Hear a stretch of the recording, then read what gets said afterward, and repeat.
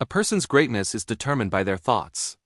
This timeless truth has been proven again and again by the lives of successful people like Elon Musk, Steve Jobs, and Jeff Bezos. Napoleon Hill, in his famous book Think and Grow Rich, said, "What you think about, you become." But if that's true, why do so many people struggle to succeed? Do they not think about their future? Do they fail to see their own potential?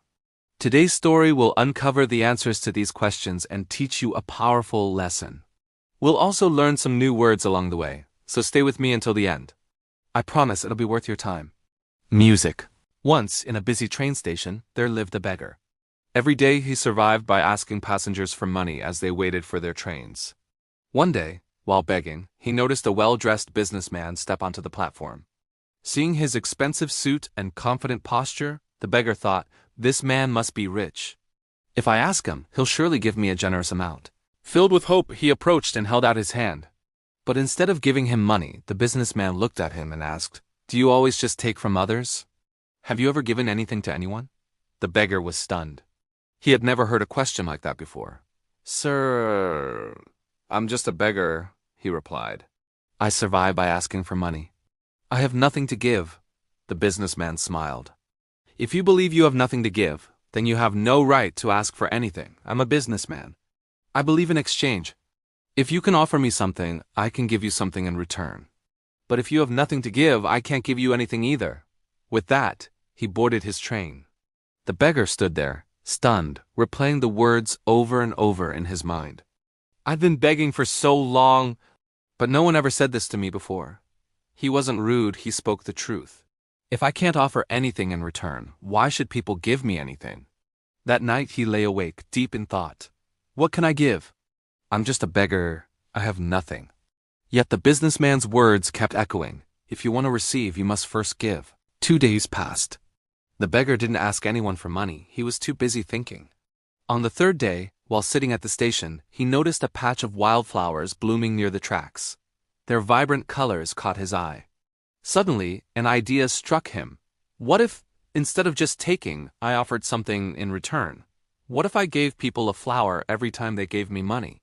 Determined, he walked over, gently plucked a handful of flowers, and returned to his usual spot. When someone handed him a coin, he smiled and offered a flower in return. To his surprise, people accepted them with joy. Some even smiled and thanked him. As days passed, something incredible happened. More people started giving him money. But he noticed a pattern. As long as he had flowers, donations were generous. When he ran out, the money decreased. It's true, he realized. People like to receive something in return. One day, as he handed out flowers in exchange for coins, he spotted the businessman again. Excited, he rushed over. "Sir, today I have something to give you. If you give me money, I'll give you flowers in return." The businessman smiled, handed him some cash, and took a few flowers. "You've truly understood the value of exchange," he said. "Today you're no longer just a beggar. You've become a businessman." The train arrived at the next station. As the businessman stepped off, the beggar watched him go, thinking, "Am I really a businessman now?" For a long time he pondered.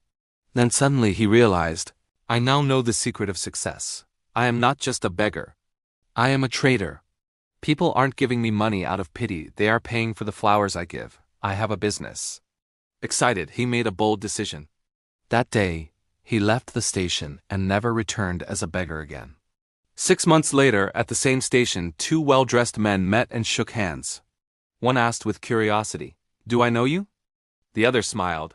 "Yes, we've met twice before right here on this very train." The first man frowned, then his eyes widened. "Wait, you're the beggar, the one I refused to give money to, and later bought flowers from." The former beggar laughed. "Yes, that was me. But today I'm no longer a beggar. I run a successful flower business, and I'm traveling to expand it further." The businessman was astonished. "Incredible! What changed?" The flower seller smiled. "You taught me one of life's greatest truths. We only receive when we give. I realized I was never really a beggar. I was a businessman all along. I just had to see myself that way." The 2 men shook hands again, now as equals, and boarded their trains toward their futures. Life is shaped by how we see ourselves. If you believe you are small, you will remain small. But if you recognize your inner potential, you can achieve greatness. See yourself as strong, capable, and successful, because when your thoughts change, your future changes too.